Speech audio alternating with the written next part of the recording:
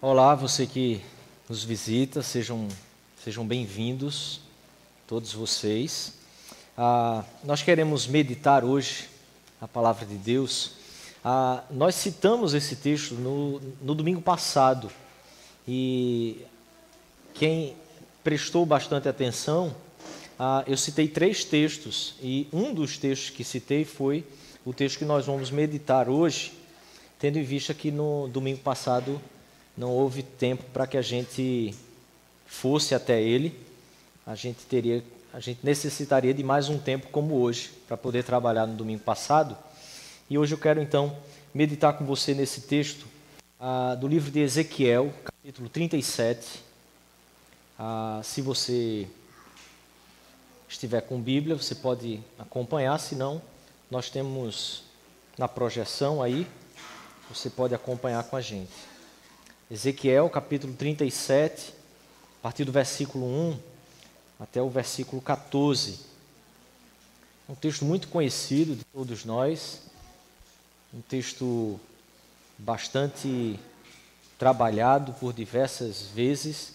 Se você é experiente de igreja, você já deve ter ouvido alguma vez, algum sermão, alguma mensagem, algo sobre isso, seja sobre missões, seja sobre avivamento, enfim, você ouviu alguma coisa nesse texto. E eu queria meditar com você hoje também, me aventurar com você, a enxergarmos e percebermos algumas coisas novas ao nosso coração, algo novo que Deus pode nos falar hoje na palavra dele, porque ela é viva, porque ela é eficaz, porque ela não erra, porque ela tem as questões exatas para o meu e para o seu coração hoje, apesar de conhecermos ao texto talvez há algumas décadas. Há algo que Deus pode nos falar hoje, de acordo com aquilo que nós necessitamos no nosso coração. Vamos ler o texto, então. Eu quero ler o texto com você e logo em seguida eu quero orar com você, quero pedir a direção do Senhor para que Ele nos conduza aqui. Vamos ler? Preste bem atenção. Veio sobre mim a palavra do Senhor. Ele me levou pelo Espírito do Senhor e me deixou no meio de um vale que estava cheio de ossos, e me fez andar ao redor deles. Eram muito numerosos na superfície do vale e estavam sequíssimos. Então perguntou: Filho do homem, acaso poderão reviver esses ossos? Respondi: Senhor Deus, tu sabes.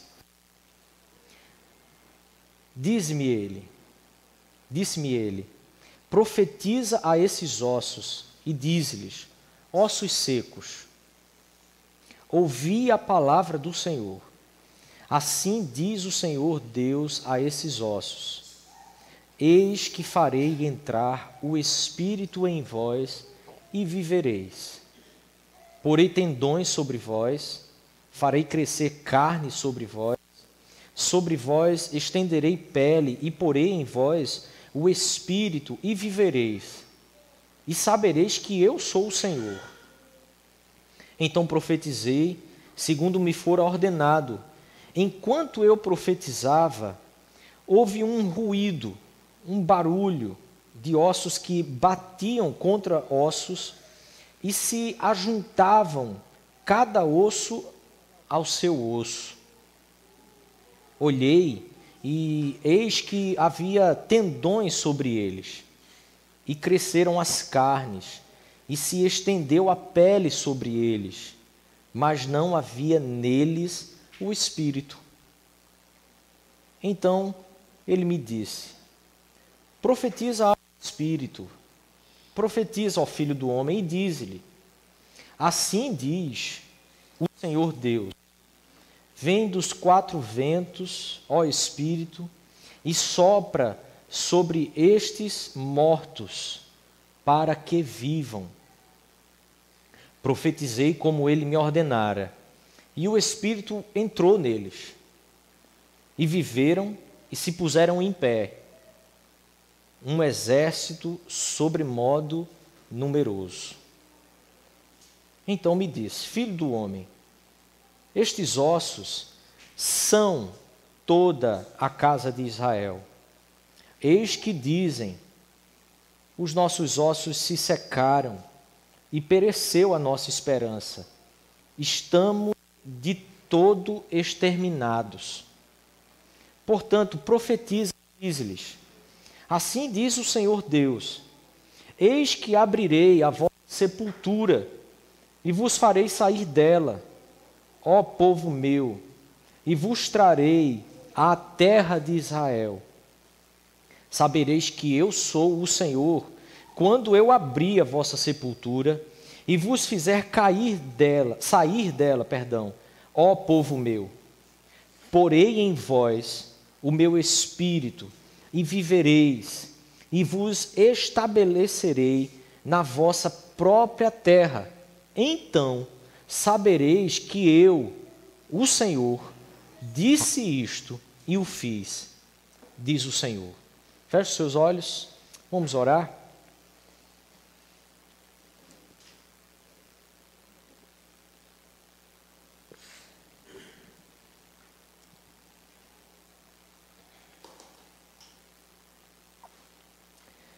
Mais uma vez nós clamamos, Pai, que o Senhor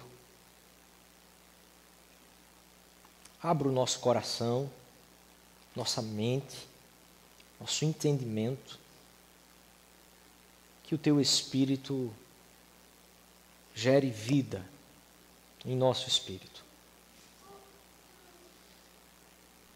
Guia-nos à Tua Palavra e pela Tua Palavra, Senhor.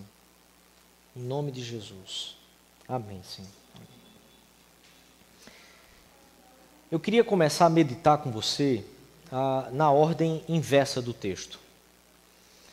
Eu queria que você voltasse os seus olhos para os versículos finais, o 13 e o 14.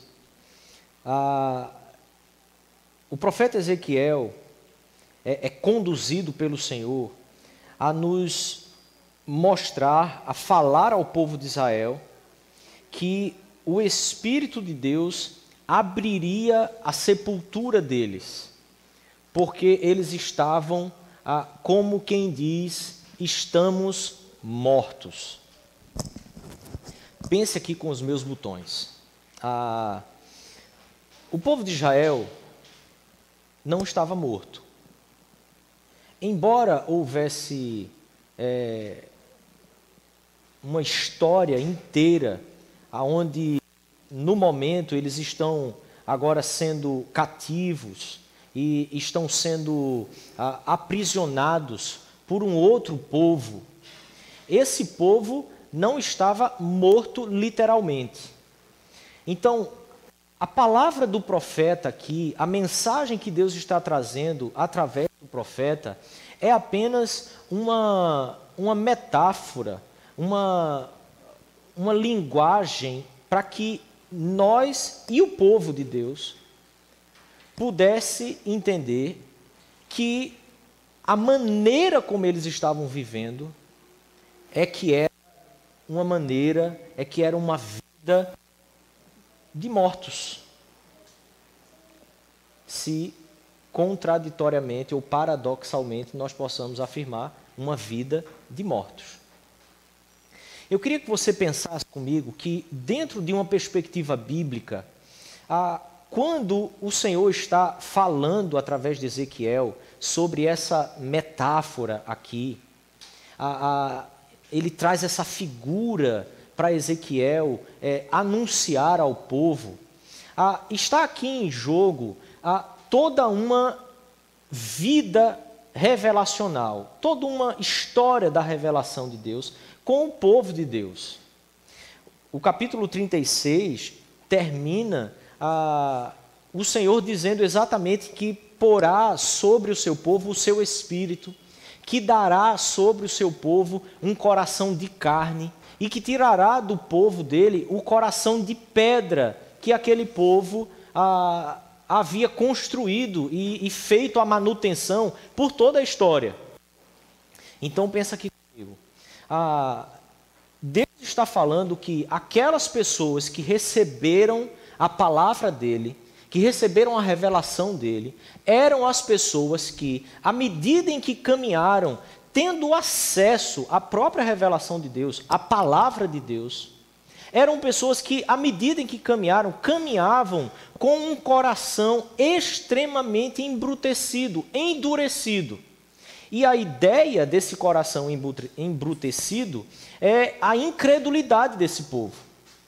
Assim como Paulo fala aos romanos, tratando sobre a experiência de Israel com o Senhor, e mostra que Israel e os gentios não teriam nenhum privilégio, nenhum tratamento diferente, apenas bastasse crer no Messias revelado, o Messias prometido. Esse Messias é aquele em que nós deveríamos crer, e com o coração.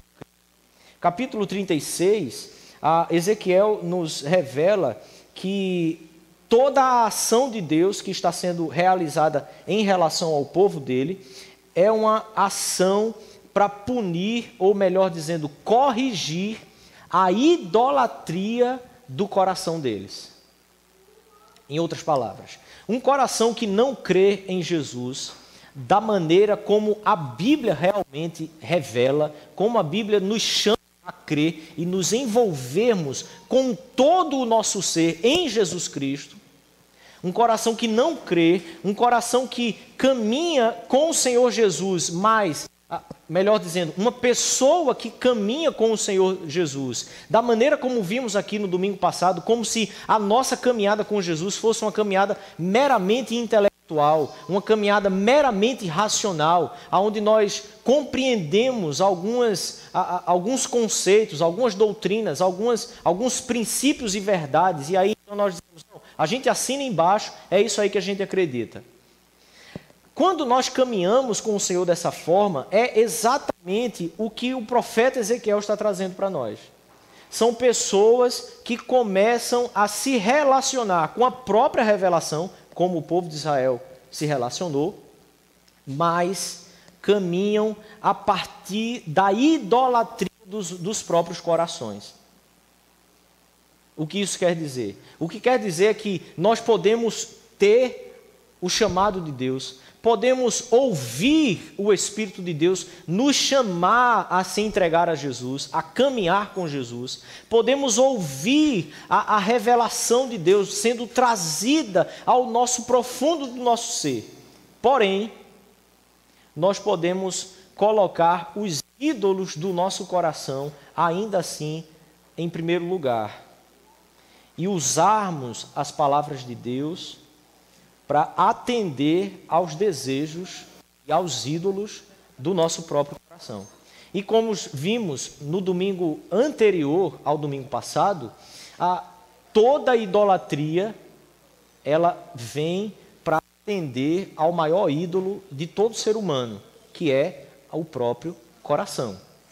Então nós podemos escolher ícones, aonde nós colocamos e afirmamos que a nossa fé, o nosso amor está naquele ícone, mas no final das contas, o principal alvo de toda a nossa busca torna-se o nosso próprio coração, os nossos próprios desejos. Buscamos ídolos para atender aos desejos do nosso próprio coração e não para atender aos desejos dos ídolos. Entende isso? Então vamos lá. Essa então é a caminhada que nós podemos desenvolver na nossa vida. A caminhada de uma incredulidade, ou de uma pseudo-incredulidade. Seria aquela pessoa que, no final das contas, não tem caminhado com Deus, mas, aparentemente, ela afirma a sua própria crença. Porque ela sabe, no fundo do coração, ela sabe da verdade qual é. Mas o embate que se dá no fundo do nosso coração é tão grande que nós vamos, à medida da nossa caminhada, nós vamos negociando. E ao negociar, nós vamos colocando então o nosso coração, o nosso maior ídolo em primeiro lugar. E nós vamos assim caminhando e negociando. Essa então é a imagem que o traz para nós. Ao olharmos para Deus, ao caminharmos tendo a revelação, mas não nos envolvendo com o coração, com todo o nosso ser, com a inteireza do nosso ser, com a nossa vida inteira em sacrifício, posta no altar, como o Cordeiro era colocado no altar, como o Senhor Jesus, o Cordeiro de Deus, foi imolado completamente por mim e por você. A figura, então, que o próprio Deus usa o profeta Ezequiel para mostrar ao povo, é uma figura de ossos secos. Um vale de ossos secos. Querido, eu não sei se você alguma vez se sentiu assim em sua vida, mas quantas vezes nós podemos nos deparar com a nossa própria vida sem nenhuma carne, sem nada que possa enchê-la completamente, mas mais do que algo que encha exteriormente, algo como um espírito que tenha vida real dentro de nós. Muitas vezes nós começamos a nos deparar com a nossa vida com Deus e perceber que a graça, o prazer, o envolvimento do coração naquilo ali, parece que vai se esvaindo aos poucos, ainda que estejamos vivos, vivendo a nossa vida, caminhando com a nossa vida, tocando a vida para frente. Assim o povo de Israel estava caminhando. Porque, como vimos aqui, eles não estavam no cativeiro babilônico como eles estavam no cativeiro do Egito. O povo de Deus não estava lá debaixo de chicotada o tempo inteiro e a comida sendo só as cebolas. Eles desempenharam funções dentro de uma sociedade. Eles saíram da sua terra. Eles estavam em outra terra, mas vivendo, desempenhando suas profissões, caminhando de acordo com aquilo que eles foram capacitados para caminhar, buscando cada um o rumo de sua própria vida. Porém, havia algo que faltava a esse povo. Tanto que o Senhor fala através do profeta é que esse povo estava como quem diz: nós estamos totalmente exterminados. Nós estamos vivendo assim, parece que morremos, ainda que estejamos andando sobre essa terra. Exterminados. Imagine aqui comigo. Era um povo que agora estava na terra chamada Babilônia. A terra deles havia sido retirada deles. O significado que a terra tem na palavra de Deus é um significado tão lindo e que talvez esse significado seja o significado que se perde em nossa vida à medida que caminhamos. A palavra de Deus começa dizendo que o Senhor Deus colocou o homem e a mulher no jardim do Éden. E o Éden é o lugar de pleno prazer, satisfação. Éden é um local de exultação, tanto da alma como do corpo. Porque o homem, em sua plena vida com Deus, não fazia essa distinção corpo e alma. Ele era totalmente único, integral.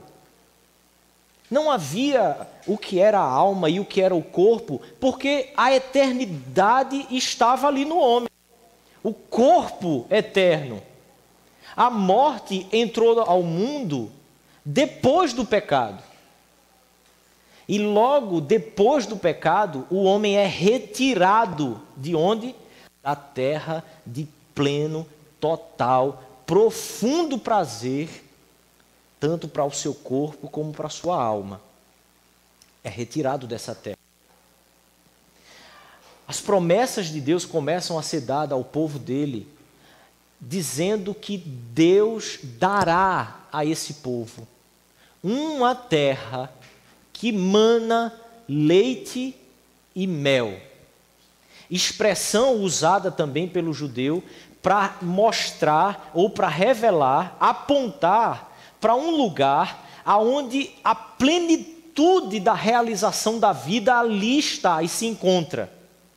É a ideia do shalom, da paz que nós encontramos na Bíblia, é a ideia que está na terra prometida.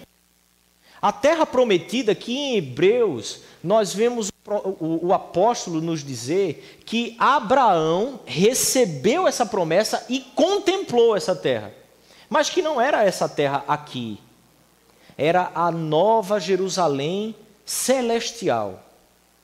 A Jerusalém celestial era o ápice, aquilo para o que a terra aqui apontava. Trazia a renovação da esperança, a constante manutenção no coração da verdade que diz que nós fomos chamados por Deus, nós recebemos a vida de Deus para nutrir uma relação profunda, de profunda comunhão, de profundo prazer, de profundo deleite na pessoa de Deus, não na terra. A terra, ela veio para apontar a maravilha que é a presença de Deus. E o texto nos fala, no final do texto nos fala exatamente que ele então nos dará a terra. Porém, versículo 12, melhor dizendo, ele diz: portanto, profetiza-lhes, assim diz o Senhor, eis que abrirei as vossas sepulturas e vos farei sair dela, ó povo meu, e vos trarei à terra de Israel. Quando o profeta diz que vai abrir a sepultura do povo e trazer de novo a terra, a ideia que o texto nos traz, a mensagem que o Senhor traz ao nosso coração, é que Ele quer nos tirar desta vida, aonde nós começamos a colocar a nossa esperança, a nossa fé na terra em si. Perdemos a fé, deixamos a fé, deixamos de crer e pôr a nossa fé na vida, na presença do Espírito de Deus em nós, que é que faz com que a terra tenha a beleza vista, percebida aos nossos próprios olhos. Em outras palavras, quando estamos na terra do Senhor, mas o nosso coração se desvia, se afasta do Espírito dEle, da graça dEle, da presença dEle. Querido, a terra, toda beleza. A terra muda completamente de cara. Não conseguimos mais olhar para a terra que mana leite e mel. Não conseguimos mais perceber que o paraíso tinha uma beleza indizível e que aquele fruto era desnecessário. Não precisaríamos dele. Quando o coração se desvia de Deus, toda a terra, que é o reino que Deus nos coloca, como Paulo diz, Ele nos transportou para o reino do Filho do seu amor. Este reino que não está aqui, que não está acolá, o reino que está dentro em vós, este reino perde toda a beleza, porque o coração começa a se encantar com as coisas desta terra aqui. O coração começa a se encantar com as coisas desta vida aqui. tudo que buscamos, toda a manutenção, passa a tornar-se, a se formar num grande ídolo dentro dos nossos corações, porque nós estamos nos esquecendo de que a beleza de tudo isso não está nas coisas em si, mas no Espírito de Deus habitando em nós e nos conduzindo em vida verdadeira. Viramos ossos secos. Ossos secos. Se você observar a sequência lógica que o profeta nos traz, versículo 7 diz assim: então profetizei, segundo me for ordenado, enquanto eu profetizava, houve um ruído, um barulho de ossos. Então, quando a palavra de Deus começa a ser dita novamente, e aqui, querido, preste bem atenção, a ideia que o Senhor está dizendo ao profeta é a mesma coisa, o que ele está fazendo aqui é a mesma coisa que o Senhor Deus fez quando disse lá no princípio: haja, faça-se, aconteça, forme-se. Quando o Senhor estava usando a sua palavra para criar todas as coisas, para criar uma nova existência, aqui Deus está agora transferindo ao profeta o mesmo poder, porque é o poder da palavra de Deus. Deus dá ao profeta o grande prazer de poder ser a boca de Deus ao falar a palavra que é de Deus. Preste bem atenção. Nós temos tentado ouvir Deus muitas vezes, de muitas formas, em muitas coisas. Mas muitas vezes nos esquecemos que a palavra de Deus pregada, quando a palavra de Deus é pregada com fidelidade, Deus está comunicando ao nosso coração. Mas nós vivemos uma vida em uma sociedade que é tão intelectualizada que muitas vezes nós, enquanto ouvimos a pregação da palavra de Deus, nós estamos do lado de cá tentando rebater, refutar, reconstruir um outro raciocínio, ao invés de primeiro procurarmos ouvir a voz de Deus que está sendo falada naquele lugar. Deixa eu dizer uma coisa a você, querido. Talvez a realidade da nossa vida hoje seja uma realidade de ossos secos.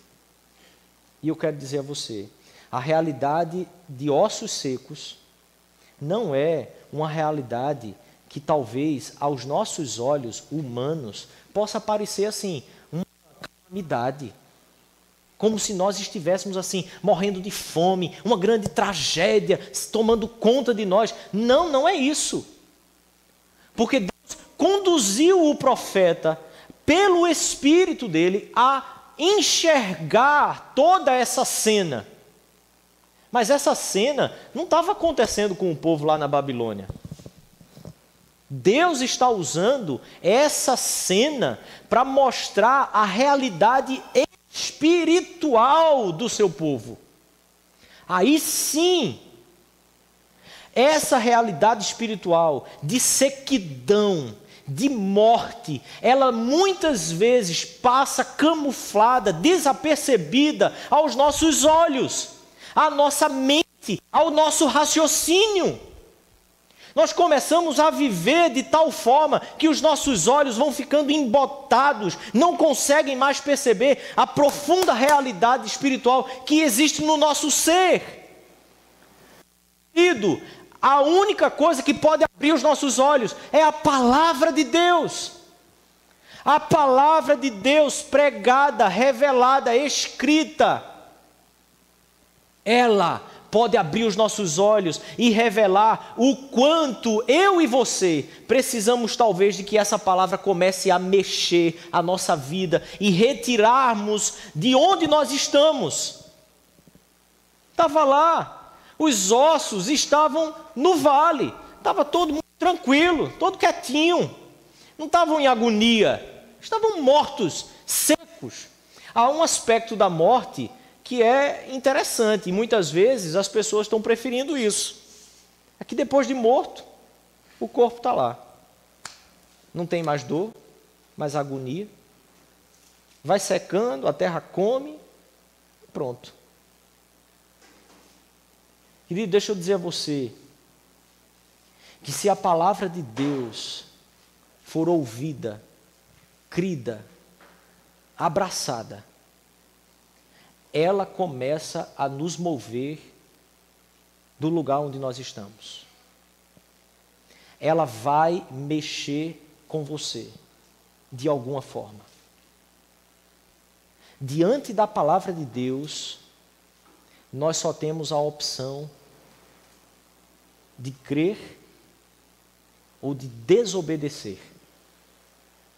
Mas ela vai mexer conosco. Ela mexe conosco. Ela mexe comigo, ela mexe com você. Os ossos então começaram a se mexer. O profeta olhou e eis que haviam tendões sobre eles. E cresceram as carnes e se estendeu a pele sobre eles. Mas não havia neles o Espírito. Preste bem atenção, ele não está falando do Espírito Santo. Okay. Não havia a vida. Não havia aquilo que faz com que respire, com que o coração bata, com que a mente possa funcionar. Irmãos, o ídolo do nosso coração tem o poder de retirar de nós toda a nossa alma. Aquilo que faz com que você respire, aquilo que faz com que o seu coração pulse, bata por alguma coisa. O ídolo do nosso coração, que sou eu e você. Ele suga, ele é o maior vampiro das nossas almas. Ele vai sugar você até você não ter mais vida nenhuma. É assim com todos os humanos, é assim com todos nós. Quando começamos a conduzir a nossa vida sobre o ídolo do nosso coração, nós vamos morrendo aos poucos, nós vamos definhando. O sorriso começa a ficar difícil. Enxergar coisas belas, enxergar coisas que realmente encantem os nossos olhos, vai ficando difícil. Essa semana alguém olhou para a Darinha, aí fez assim, você não tem vontade de morder o tempo todo, não? Aí eu pensei assim, não, também não é assim. De vez em quando eu tenho uma vontade de dar uma mordida, mas não é sempre. E eu fiquei pensando como que o costume, a familiaridade com as coisas que são belas na vida, como que elas vão conduzindo o nosso coração a não mais valorizar a beleza que as próprias coisas têm, a não mais enxergar os próprios mistérios, sabe, toda a mística que existe em tudo que nos cerca. O que faz a gente perder o encantamento, o que faz a gente perder a capacidade de enxergar a beleza das coisas, se chama um ídolo no nosso coração. Nós começamos a idolatrar demais a nós mesmos, aos nossos próprios sonhos. Mas o Espírito começou a ser profetizado ali, e a palavra de Deus diz assim, para que vem dos quatro ventos, ó Espírito, e sopra sobre os mortos, para que vivam. Profetizei como me ordenara, e o Espírito entrou neles, e viveram, e se puseram em pé, um exército sobremodo numeroso. Este exército numeroso é o exército incontável do povo de Deus na face da terra. Mas que povo é esse? É o povo que recebeu a ordem da palavra de Deus para que houvesse vida e eles creram. E então o Espírito de Deus é colocado, imputado sobre eles, é inserido em vossos corações, no vosso corpo, e o nosso Espírito e o Espírito de Deus passam a caminhar em plena comunhão, em uma amizade, em uma relação profunda. Depois então ele diz: então me disse, filho do homem, esses ossos são toda a casa de Israel. Eis que dizem, os nossos ossos se secaram e pereceu a nossa esperança. Estamos de todo exterminados. No versículo 14, então, só assim o Senhor diz: porei sobre vós o meu Espírito, e vivereis, e vos estabelecerei na vossa própria terra, e aí vocês saberão, eu sou o vosso Deus. Eu, o Senhor, é que fiz isso, é que disse isso e fiz. Meu querido e minha querida, o Senhor Deus deu-se no seu lugar, não foi para que você cumprisse os seus papéis na terra prometida. Foi para que você vivesse em plena relação com o seu Espírito e o Espírito dele. Numa comunhão íntima, aonde o Espírito de Deus, pela palavra de Deus, começa a conduzir a nossa vida, não mais como nós a conduzíamos, mas como Ele bem quer. E o poder que a palavra tem é o poder de ser exatamente salvação para todo aquele que nele crê. Por isso, querido, não me envergonhe do Evangelho, diz o apóstolo Paulo. Esse poder não é salvação uma vez na nossa vida. Em um tempo passado, esse poder para nos salvar é hoje, é agora, é novamente, é mais uma vez. Porque a vida eterna, querido, Jesus disse, é que te conheçam a ti e a Jesus Cristo, a quem enviaste. A vida eterna não é um plano para daqui a 50 anos, quando você morrer. A vida eterna não é um projeto para a sua vida. A vida eterna é uma realização já. A vida eterna é realização agora, na relação em conhecer a Deus e a Jesus Cristo, a quem Ele enviou. E é isso que o Espírito Santo de Deus tem como função habitando em nós, vindo habitar naquele que crê. É conduzir a mim e a você em uma união mística, profunda, da minha alma com a alma de Deus, o Espírito de Deus. E assim eu e você possamos viver como seres realmente vivos, regenerados, restaurados, aonde a vida de Deus está em mim e você. E isso muda completamente a minha agenda, isso muda o meu dia, isso muda as minhas relações, isso muda toda a minha perspectiva de vida, porque a minha perspectiva de vida não é a perspectiva do Espírito Santo de Deus. A do Espírito Santo de Deus pode tornar-se a minha, quando então eu o busco em uma comunhão diária, profunda, constante, para que então a minha vida assuma os moldes, assuma as características, assuma então o papel que ela realmente precisa ter. É de desfrutar a Deus. E por isso ele diz, então eu vou pôr vocês na terra de vocês. A terra de pleno prazer, deleite e desfrute na pessoa de Deus. No ser de Deus, Deus por Deus, e não pelo que Ele pode me dar.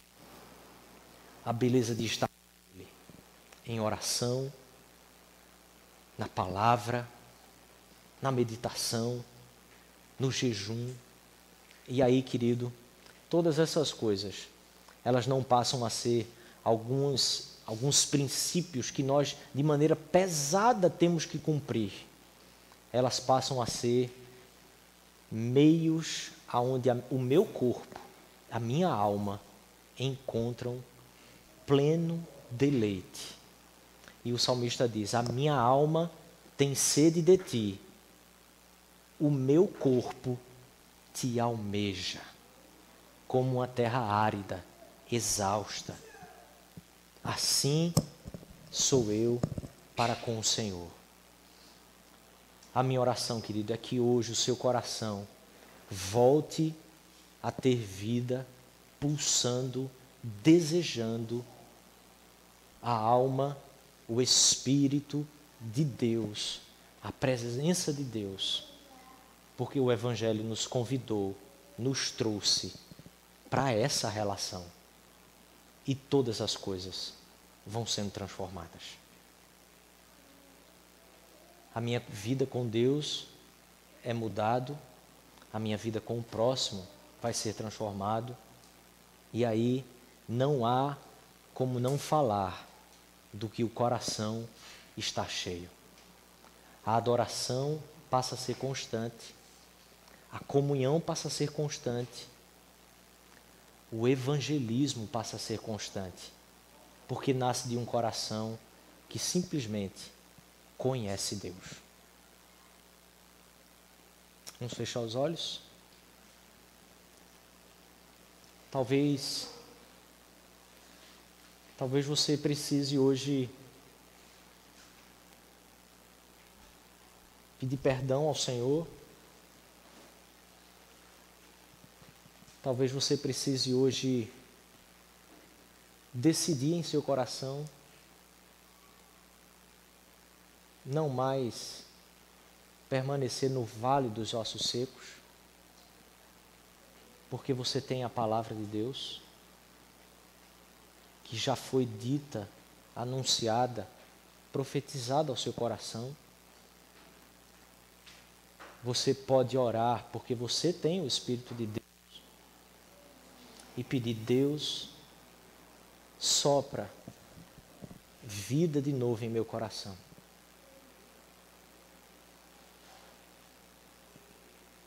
Restaura novamente a comunhão, a relação profunda de um coração que busca ao Senhor e não apenas as coisas que o Senhor pode dar.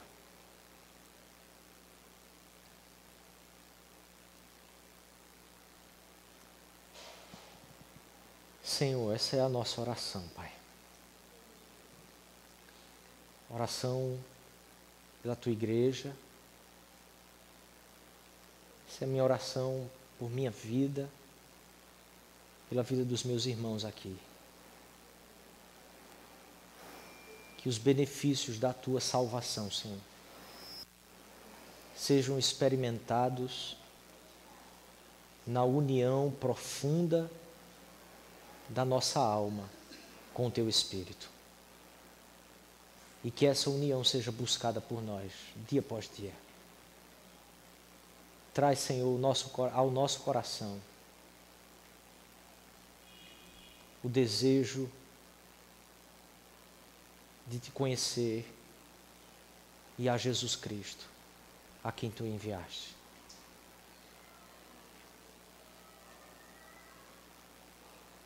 Perdoa-nos, restaura-nos, aviva-nos. Em nome de Jesus, Pai. Em nome de Jesus. Amém, Senhor.